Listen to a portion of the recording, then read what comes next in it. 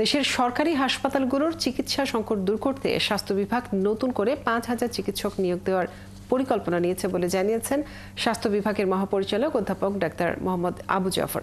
বৃহস্পতিবার দুপুরে 250 শয্যার নাটোর সদর হাসপাতাল পরিদর্শন শেষে তিনি এ তথ্য জানান। এ সময় তিনি আরো বলেন, বিসিএস এর মাধ্যমে 2,000 চিকিৎসক নিয়োগের জন্য এরই মধ্যে পাবলিক সার্ভিস কমিশনে চিঠি দেওয়া হয়েছে। পাশাপাশি বিভিন্ন বিসিএস থেকে আরও 3,500 চিকিৎসক নেওয়ার পরিকল্পনা নেওয়া হয়েছে। এর আগে স্বাস্থ্য বিভাগের মহাপরিচালক সদর হাসপাতালের বিভিন্ন ওয়ার্ড পরিদর্শন করেন।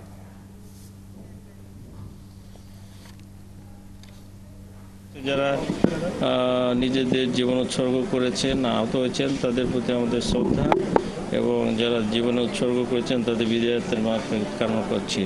আপনারা হয়তো জানেন যে এই গভর্নমেন্ট আসার পরে স্বাস্থ্য মন্ত্রণালয় অন্যান্য মন্ত্রণালয়ের সাথে সম্মিলিতভাবে আহত এবং নিহতদের জন্য সবচেয়ে বেশি কাজ করেছে, এবং আমিও এখানে প্রায় 5 মাস দায়িত্ব নিয়েছি। প্রাথমিক পর্যায়ে এসে এই দায়িত্বগুলো আমাদেরকে বেশি দেখতে হয়েছে।